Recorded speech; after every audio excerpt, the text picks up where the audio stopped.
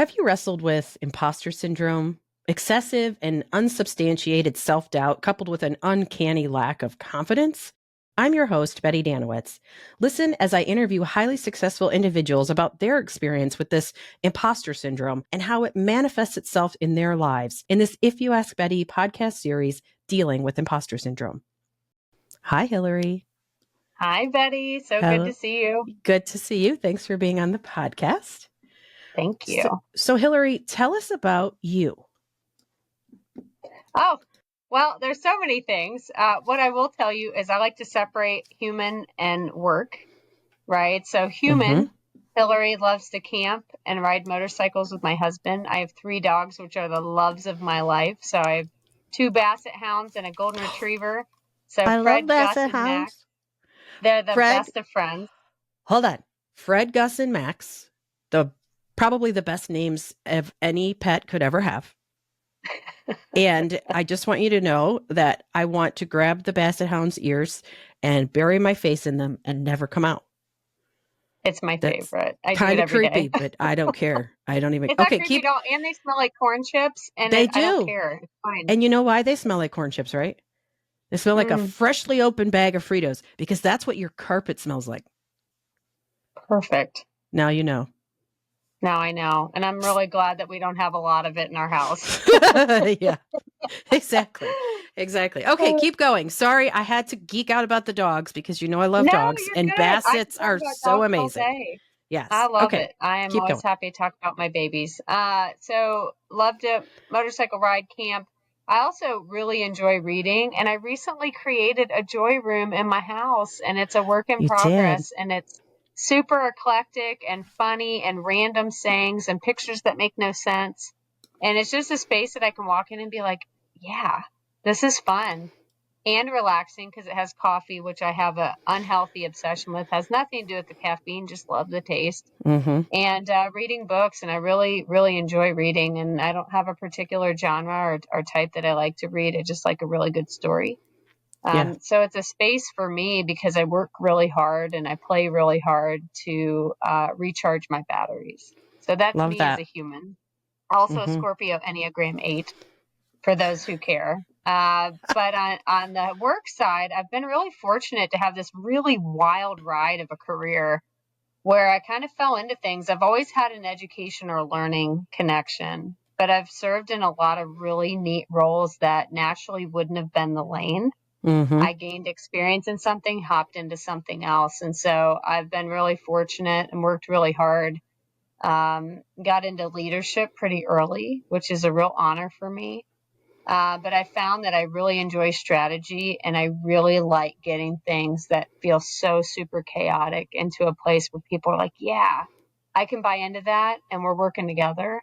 And sometimes that's really messy for a while, but I really enjoy not necessarily cleaning up a mess, but helping people feel good about how do we organize it and how do we buy into that and how do we build that together. So I've kind of found my niche space with that. I'm really honored to serve at HCA in that capacity because we're a really big company and we have a lot of really important work to do. Most importantly, taking care of our patients. So yeah, you said you're a really big company. Tell us about what's the audience that you're in charge of? Because you're a learning executive. Did I say that right? Learning executive, physician services. So I can imagine that sounds big. It is big. So the biggest misnomer about that is when people hear physician services, they think, oh, you just have responsibility for what we would call a provider, right? A doctor in a space. So my role really is on what we would call the outpatient space. So think of a doctor's office and an urgent care and the population of people within that. And then I have partners who may be responsible specifically for the doctor segment of that audience. But I'll give you a brief example because HCA has a lot of national presence. So if we're thinking about Florida, and Florida is the 3rd largest population in the country. We have 46 hospital campuses. We have 90 plus urgent care centers. We have 11,000 physicians. We have 11.6 million patient encounters annually. 650 affiliated sites of care, meaning we have a connection, and then we have 84,000 colleagues. That is just in Florida alone. And so Wow. we have presence in Texas and Las Vegas and Nashville. And so you think about the size and scope of the amount of people that we have to care for. I not only take great pride, but I have these really wonderful teams who we take care of the people who take care of the people. Mm. So I care deeply about our employees being taken really good care of and making things easier for them to do their job, be in their processes. And it's, we're a big place. And so it's constantly evolving. It's fast paced. And it can be really complicated. And so some days are super smooth and other days you kind of want to throw your head in an oven because you can't figure it out. Yeah. And Yeah. it's the beauty and the mess of it. Yeah. It's such a huge responsibility, a large number of folks, but also exciting because you can make a real difference and a real impact. What would you say are your sort of your biggest accomplishments in life and even in work? Yeah. So for me, a personal accomplishment, I was a really sick kid and I was a Make-A-Wish kid and survived a pretty horrific illness. Almost lost my life, almost lost my leg. And now being a Wish kid is really a source of super pride for me. So I'm really proud of that accomplishment. I love my family. And so family and friend time matters so much to me. And being a good friend is a big accomplishment. But when I think about work accomplishments, gosh, I look back. I started in public education as a teacher, loved it, special education, and reading intervention. And I've now been a chief learning officer for a nationally known organization with the College of Medicine. I've worked at some of the top healthcare centers in the country. And I look back and I go, oh my gosh, like it felt so hard every single time, but I did that and it's Yeah. awesome. And I learned from really great people and got exposure and had some sweat equity through that. And so that's a huge accomplishment for me. And I think the last thing is I've been a caregiver and so have had pretty sick parents and have had to work through the grieving process. And the accomplishment is the resilience on the back end. Sure. And the embracing the mortality of what we have. So not to go dark, but just, oh my gosh, you can't have grief without love. And so I think, that process has also allowed me to become a more holistic, inclusive person, recognizing that we all have our stuff. And so Yeah. that evolution of me as a person has actually allowed me to be better in my home and at work. Yeah. If I were to ask other people this question, what would others say about you? I'm not good at this kind of stuff. I'm going to pull off what people who know me have put on LinkedIn as a recommendation, right? And so former employees have said, you identified a skill in me that I didn't know I had. And then you coached me and gave me the reins to make mistakes and learn it and grow it. Now I'm doing something I never thought I could do. I couldn't think of anything more magical than somebody saying that back. Yeah. 'Cause that's the whole point of leadership. You've been a great partner. You helped me you coach me through some really tough stuff. And Hillary, you have a way of really listening for the things that I'm not saying. So I can only go, I can't tell you what kind of leader I am. I think that's in the eye of the beholder. But what I hope that people would say is that she cared a whole lot. She wasn't afraid to have a hard conversation with me and hold me to a standard. But I Yeah. knew she cared a whole heck of a lot. It sounds like that's what they're saying. It's as there's sometimes where I'm like, oh my gosh, like, thank you so much. I'm so honored by that, Yeah. and I'm a smart aleck and I like funny things and I care deep and love hard. But I also am not afraid to be like, you're not meeting the expectation. Yeah. And we got to have a really hard conversation right now. And I want you to know that this is not about you as a human being. These are things that we have to be able to do and it's not happening. So how do Yeah. we work through that? And So isn't that one of the best ways to express love to someone is to be like, listen, I want you to be better. You want you to be better. This is the way that's going to happen. Yeah. yeah, or it's not working out, Or it's and not working I out. Yeah. want you, you're not the right flower in the right pot. And so let's find a better pot and I got to get a different flower. Yeah. Right. Too many flowers, Yeah. too much pot. Wait, hold on. Yeah. So much. So much. Okay, so what has been your experience with imposter syndrome? It's such a great question. I love that you have this series, and thanks for having me with it. So when I think about imposter syndrome, I think about second guessing, right? And so I don't usually give myself labels of I am a thing. Mm-hmm. I have learned to label it as I'm thinking or feeling or seeing or observing this thing. And so I've gotten a lot of really good control around myself when it comes to that. But I still have my moments where I just completely freak out in my head and I'm like, I don't know what I'm doing. How did I get this job? Nobody thinks I'm good. Mm. And so for me, it's when I get into a heightened sense of non-healthy stress, I start to second guess my capability.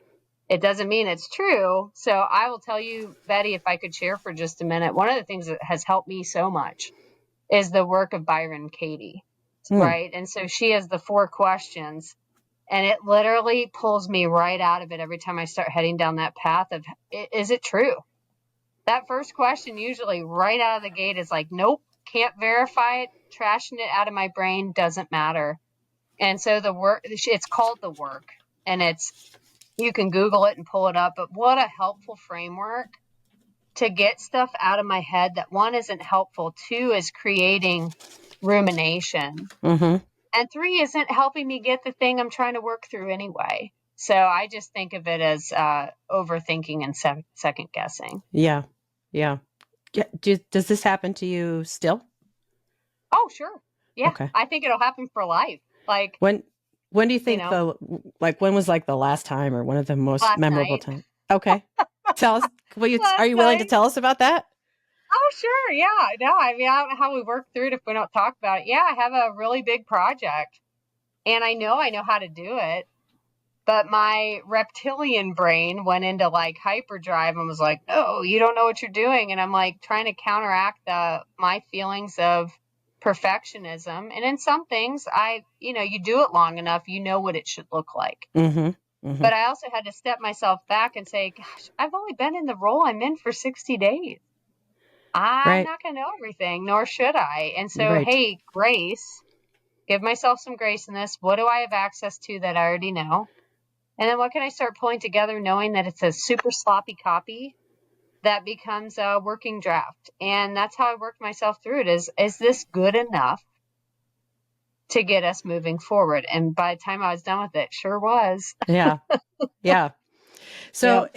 So you're newer in this current position, even though you've been doing very similar work for a long time. Mm-hmm. And that's really kind of the time that it makes most sense to feel this way, right? Like you actually should. If you're only 60 days in a job and you're feeling like, yeah, no, I'm fine. I got all of this. Couple of things. One, either you're really lying to yourself and you need to get a little more in touch with your feelings, or you're maybe overqualified, right? Uh-huh. So, like, this is the space and the time where it makes sense to be like unsure because you don't have all the information that you might need. Yeah. But what the trouble is when that I don't have enough becomes I am not enough. Mm. That's when it becomes like a real problem, is when we kind of turn it inward, which is also sort of a natural thing. So let me ask you this: when you're having sort of an episode of this imposter syndrome, how does it manifest itself? So, like, you mentioned a couple things already, but like for some people, it's perfectionism, it's overachieving, it's self-sabotage. Like, what do you experience? What happens? Yeah. So it depends on what it is like, because this happens in life too, not just with work. Oh, And it absolutely. depends. Absolutely. Yeah, it Mm-hmm. depends on what I eat for breakfast too, right? I have found if I don't get good sleep, I can go into rumination if I'm tired. So I have a non-negotiable on sleep, not my best self when I'm not. So I will tell you, for me, it is, I start to go down the path of either extremes in procrastination, where I'm just going to act like that's not there. Mm-hmm. Or I go into hyperdrive of I've got to solve everything that's ever happened. Right. And it's only in that state, which I've learned to really pull myself out of. But early in my career, I can remember times where I stayed up super late. And had I just asked for help, I could have solved the thing in 5 minutes. And that's an early career move that happens so much where you want to prove yourself. I don't care about proving myself because I know I can do the work. That mine doesn't come from that. So I think as you evolve, your sources of what we would call imposter syndrome evolve too. Agreed. Right. So early in my management, it was got to show everybody I know everything about everything. What you said earlier, I would have been that person that was like, yep, I got this. Did not. And then as I've grown in my experience and really knowing my way around a lot of frameworks and how to implement things in a systematic way, now it's more of did I do a good job? And really where that stems for me is I care about who's receiving it. So it isn't about do I look good? I want it to be good enough for the people that we're actually trying to serve and help. And I want it to be good enough for my team so that they have clarity to do their jobs. And so I catch myself in that I coach people really well in this all the time. And yet here I am. So I've learned to catch myself, but I don't think those moments will ever go away. I'm actually grateful for it because it keeps me in check of not thinking I always have it all figured out because I don't. And I'm really good about asking for help now. That's great. I am still working on that. Sometimes I do just fine, and sometimes I do not do very fine. So, yes, I understand that. When you think about the way that this imposter syndrome manifests itself in your life, I love the way you described it with it's either extreme procrastination or hyperdrive, right? Like there's the in the middle is when you're feeling pretty good about things, but it's like when you start to feel a little wonky, it's one way or the other. And a lot of that, I love how you talked about sleep too. It has to do with how tired am I? If I'm pretty tired, it's probably going to be more like procrastination because I'm not going to hit the gas if don't have any, right? So when you think about the way it manifests it manifests itself in your life. Are there other contributing factors? So we talked in other episodes about triggers. So things like when you have new expectations, you're at a new job, when you feel different, when you feel isolated. But I'm not necessarily looking for triggers, though if you have them, would love to hear them. But is there something about you or your history or your life that makes this imposter phenomenon happen or even makes it more intense?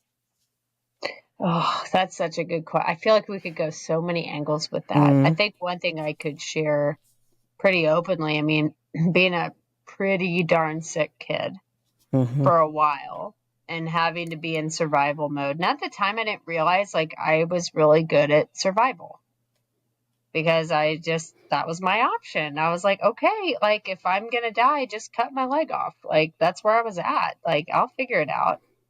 But I never really figured out until later in life that survival mode is great for some things and absolutely horrendous for others, right? So True. if you're in the constant, like, I can do it on my own, I got through that, I'm gritty, I have resilience. Well, guess what? That doesn't serve you so well when you're learning new things and trying to build relationships because that's not an independent event. So independent survival that got me through that thing, it's kind of like the what got you here doesn't get you there, wasn't serving its purpose for me anymore. And so I had to really work through that. And some of that was just self-awareness, right? Right. Some really trusted tribe members who are like, Hillary, we love you. You're going at this by yourself. Why? And I'm like, God, I don't know. Help me, help you, and then I think other ways that manifests for me is, I take really great pride in being who I am. I'm pretty mavericky. I'll go and try things that are like companies are like, we've never done that. I'm like, sweet, let's jump in.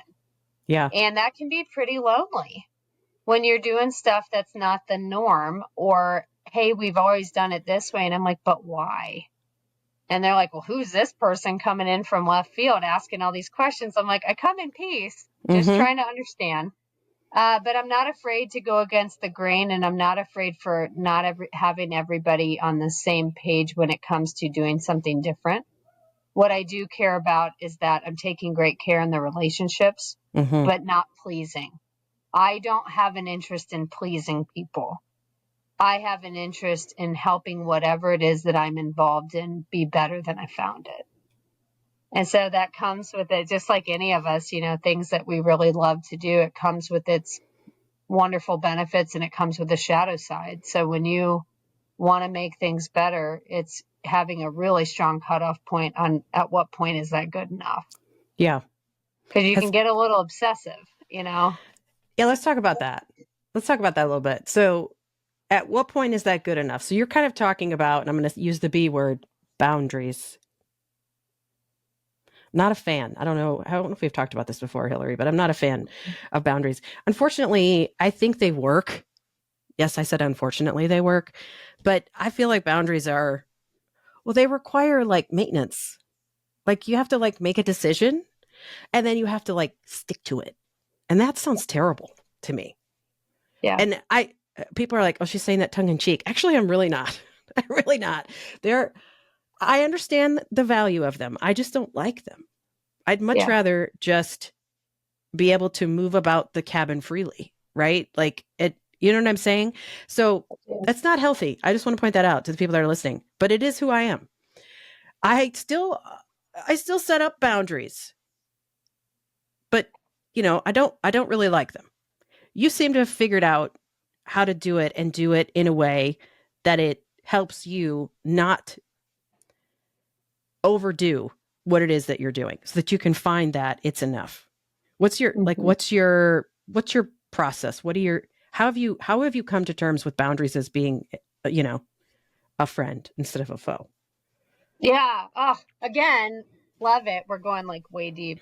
Oh yeah, super It's a deep. good thing. Yeah. Mm-hmm. So one, I love what you just said, and I truly love you. I think you're an incredible human being who just is elevating so many things.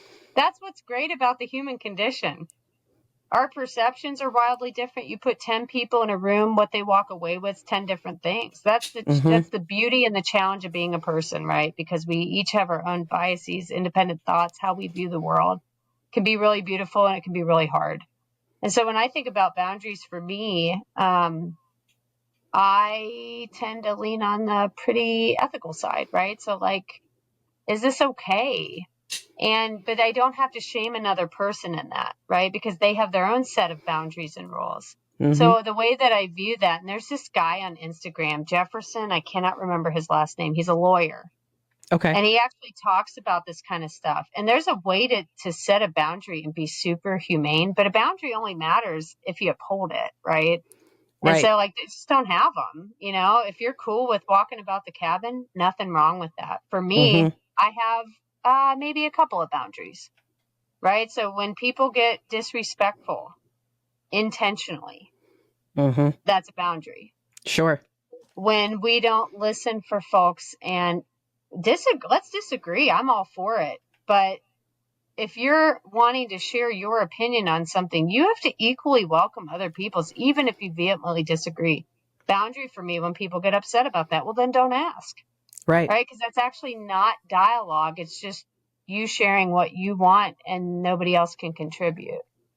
I think the third thing for me is kindness, man. I cannot think of anything. I have hard conversations every week, but it's never without removing the fact that you're talking to another human being. There Mm-hmm. are people who love that person and respect that person, and they go home at night to a family or their dogs or their animals or their whatever. And so it is very easy to lose sight and objectify things and Yeah. forget that we're talking about humanity. Because let me tell you something, we've all been down that path where we sucked at something, where we didn't do our best. I slip back and forth of being really fantastic and nailing this, and then you get me tired and getting a lot of things going on at home, and then there's a lot of things happening at work, and all probably good things, but that's a lot to manage. Mm-hmm. So not my best self. So I've learned to find when I'm my best self and when I'm not, and I will remove myself slightly or I will rearrange things. So if I have to have a really complicated, really knee-deep discussion and I truly have something major going on, I'll ask people, hey, can we shift that? I don't think I can bring my best decision-making capability today. You can't use it as an excuse to just be like, I don't Right. feel like Right. working today. Mm-hmm. But you do have to know yourself well enough. And I know that I can power through, but I also know there are some things that I have certain conditions that I have to meet. for my body and my health and my mind, for me to engage with you in the best way possible so that you get the best version of me. Right. But Betty, I will tell you, even with my boundaries, I'm not afraid to tell people, hey, man, been there. I had a really hard discussion with a past employee, another job. And they're like, we had to have the capability discussion of like, hey, you're not there yet. Mm-hmm. And I said, guess what? I went through this too. And I had to step back to get really good at the role below to come back to this role. So I very intentionally used the word yet because it's true. It's just because it's not happening today is not time bound that it's forever. So Right. boundaries for me are a way for me to keep myself in check, not necessarily block other people out. Yeah. I like that a lot. And I like that what you're really focusing on is that you know yourself. And that is one of the best ways to help combat and cope with imposter syndrome is if you really know yourself well, when those thoughts and feelings of inadequacy and I'm not enough come up, you know what else comes up just as quickly is all of that truth about who you really are because you know it. You don't have to stop and look back at your accomplishments because you know it. And I think that's one of the best ways to kind of overcome it. So you mentioned being a sick kid. Anything else about you that you think might come into play or make imposter syndrome happen or happen more intensely? Yeah. So sometimes, and I think it's the best thing ever. I'm surrounded by like wickedly smart people all the time. And I love that because I'm like, man, you just made me better. Thank you so much. But at the same time, that can be intimidating as all get out, right? Absolutely. Now, and I don't have those feelings as much anymore. But I can tell you early on in my career, man, it was all the time. Because you look at title, you look at degree status, you've got all these people with doctorates and all this stuff when you're young in your career and you're just figuring that out. And boy, does that limit you. But your mental models and your personal narration, you've like quit on yourself before anybody could get to you. And Mm-hmm. that's the thing about imposter syndrome is you've nailed yourself to the wall. When come to find out, most people aren't even thinking about what you're doing. Right. So one thing that has helped me is like people don't care nearly as much as we'd like to think they do They really about don't. what we're doing. Because think about how our brains work. Now times that by an entire workplace. They're all ruminating, stressing. And I think when you can have that kind of worldly perspective, you start to go, this probably isn't that important in the grand scheme of things. Yeah, that's a great point and perspective because like one thing I have been known to tell people, especially when we're talking about imposter syndrome and they like kind of get into the whole, well, who am I? Right? Like, cause that's how I feel sometimes when I'm surrounded by wickedly successful people. Like you said, people that have letters after their name, they've done this, I haven't done any of those things. And I get that feeling of who am I? And then I remember, well, actually, you're not special. And neither are you, Hillary, because we're all pretty close to the same. Right. And that sounds mean, but really you're not. Like you're just like the person next to you. You guys literally do the same. Like if we were to get real granular, you do a lot of the same things every day. Mm-hmm. Right? You get out of the bed, you take a shower, hopefully. You eat your breakfast, you do your thing, you're with your family, you drive your car. I mean, there's some people drive a Ford and some people drive a Mercedes, but you're still doing the same thing, which Mm-hmm. makes you not special. Mm-hmm. And that sounds mean, but I mean, I had a friend that was actually a breakthrough for him. He was like the head of sales at this big company. And he was, and I said, I got to tell you, buddy, you're not special. You're just like everybody else. And that should actually bring you some comfort because even if you don't have the same degree as the person sitting next to you, that Mm-hmm. doesn't mean that you don't have just as much to add, just as much value to add, just as much to add to the conversation. And I think we've been many of us, especially Gen X and boomers, and even going back further, that was like a thing we were raised with is you had to Yeah. meet a certain level of societal status to be meaningful. And that is just not true because people are so busy thinking about themselves. They're not thinking about you. Mm-hmm. They're not. They don't care. The things that drive us crazy about ourselves. Like I will get all worked up because I feel like I don't feel comfortable in my clothes and I feel like I don't look the part. And guess what? I'm the only one that's thinking about that. Mm-hmm. Nobody else cares. In fact, I'll have Mm-hmm. people comment and compliment, what I'm wearing. And not because I'm wearing something super cute, but just because they're like, "Oh gosh, she looks really like comfortable and like she knows who she is." And, "Hey, you look great." And I'm like, "Oh my god, I changed my shirt 3 times." But nobody else cares. And I Mm-hmm. love that you brought that up because people are too busy thinking about themselves. They're not thinking about you.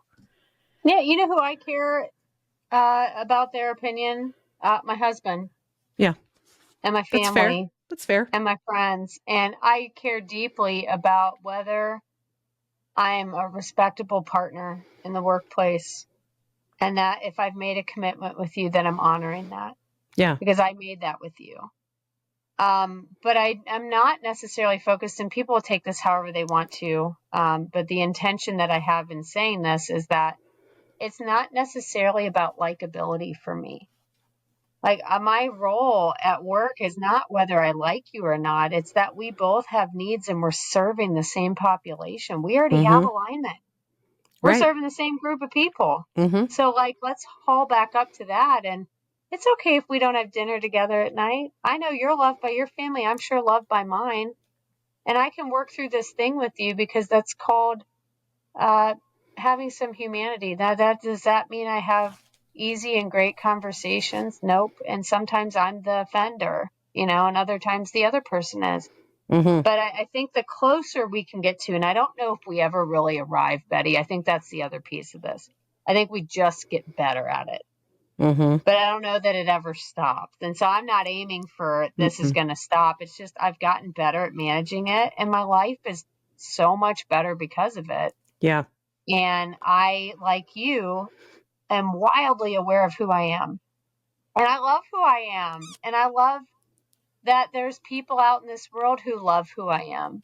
But Yeah. I'm not concerned with everybody loving who I am. Right. You're not going to be everyone's favorite. Sometimes you're just No. not someone else's cup of tea by no fault of your own. Correct. The thing you should be is you. And that's if they have issues with that, that sounds like a them problem and it's Mm-hmm. okay. So you're not meant to be best friends with everybody. It's just not Yeah. meant to be. Yep. Um yeah, thanks for letting me get my soapbox about you're not special because I like it. I think it's good. it's always a little jarring the first time people hear it, but I'm like, if you think about it, like we all do But this. with them, we're We're in the a same. state of, I always think about it this way when people immediately are offended by that, they're already in that state of Mm-hmm. ruminating, judging, Yeah, everything's personal, right? And so it's not that it's those not. things don't matter to you. It's when you can, it actually gives you a sense of peace, Yeah. right? I'm with you in that. It's just to say, oh, you know what? That night I was really stressed. 29,000 other people were too about the thing that they had. Yes. You throw Exactly. us all in a room, we're going to have some chaos because we're all stressed out. It So creates a sometimes sense it's of community with people that you might not even be with, but correct. you're not alone, and that's something that's Mhm. really important. And that It's a is in the. title agnostic, Mm-hmm. that is degree agnostic, like doesn't matter. And so I think what I've learned through leadership is that it affords advocacy and nothing more. Yeah. My team does not owe me their allegiance. They're making a choice in that. Can I tell them what to do? Yeah. Does that mean that they're going to do it with gusto and excitement and enthusiasm? Nope. I can Yeah. only foster the environment that I hope to see in others, but people have to want to engage in that. But my title, just because I do what I do or somebody else is another title, That's right. people still have choice in that, man. So you got to get really real about, hey, when I set these boundaries at work, that's actually for your and my safety. Yeah. These are rules of engagement for us to have the best possible relationship. And gosh, if we can't meet that commitment, I want to help you find your next best thing, but that's probably not going to be here because I don't think this is the right thing. Yeah. Or I'm not the right leader for you, right? There's that too. Definitely. That's always a possibility because it's not one size fits all. Leadership is not one size fits all. Mm-mm. No, No. no. I got one more question for you, Hillary. Why did you want to be a part of this Imposter Syndrome project? Oh, I love real. It's one of the things that I actually love about just your approach in general, Betty, is like life is really hard, and it is okay to say, I'm not so good at this thing, or I got really mad, or hey, I wrote some really crappy things about that person. I don't get it right a lot. Mm. But now I'm just wildly aware of when I start to head down that path, how to catch myself in it. But I really, people need more space where you can talk about just being a human being. And it doesn't mean that I condone when I've had bad behavior. I don't. It's just, it's something I've had to work through. Again, I don't think I'm ever going to arrive, but especially now, we have so much noise between devices and tech and expectations and hear me first, or I've got to be the loudest person in the room. And people are just trying to survive sometimes. And so then you layer on insecurities and self-talk that's just unbelievably toxic. So if there's one thing I could extend to the listeners, is get a hold of your self-talk. Man, if that stuff is not true, get it out of your head. Because if you can't support yourself mentally in your brain about who you are, and you're going to question that sometimes, you got to love you. And sometimes it's really hard to love you. It is. There's days where I'm like, oh, I'm so ashamed of how I handled that, like Hillary, but I don't go down the path of I'm a bad person. I separate me from a behavior. And so I will say I didn't handle that situation well. I want to do better next time. I wasn't very kind in that interaction, but I didn't label myself as unkind, because that's not true. Right. And so I think the more we can separate, I did a thing, versus I'm a bad person, I'm stupid, I'm not smart enough, people are going to find out, I faked my way through this, all that stuff, like whatever. We've all faked it till we made it, and I'm not even sure we made it. So Right. there's all this effort. It's like, just settle down. Yeah. That thing you did, it's not who you are. Yeah. And I've said that to myself many times, and I've said that to others. We have to keep that in mind, because we will naturally turn it into who we are. And that's just not true. We turn it into something false. We make it in mountains out of molehills. We make martyrs, right, out of moments. And that's just, we're the only ones that can control that for ourselves. Oh, and you just nailed it. It's your locus of control. And once you figure out what you truly have control over, I don't have control over other people's behavior. Nope. I don't have control over the weather. I don't have control over what's happening politically. Like, just let all that out. But I do have control over, even if somebody's being mean to me, how I react is my choice. Yes. And how I manage my self-talk is my choice. And that doesn't mean getting it right all the time. It just means having better awareness and acknowledgement around that. Yeah. And like my husband and I kind of have a rule, because I'm like, we got to solve this tonight, and I'm not going to bed angry. And he's like, please get away from me, because I just need my space. And I'm like, but I don't want space. And so we've learned over the years of like, we're both cool with having our moment, but we do have a rule. We don't go to bed mad. Yeah. It's a good rule. And it's so healthy, because I wake up like, yeah, even if we didn't solve it, it's always, we'll talk about this tomorrow. Love you enough to want to go to bed tonight. Perfect. Yeah. But early in our marriage, it was like total chaos of like, Hillary, please get away from me. And I'm like, why don't you want to talk to me? Yeah. Why don't you love me? Why don't you love me? Yeah. I completely understand that. Having been married, forever. So I totally get it.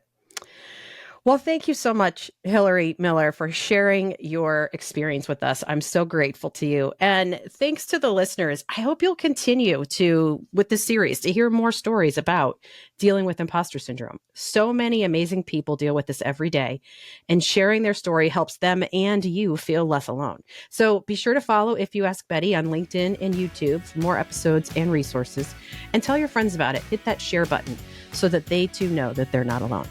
Peace out.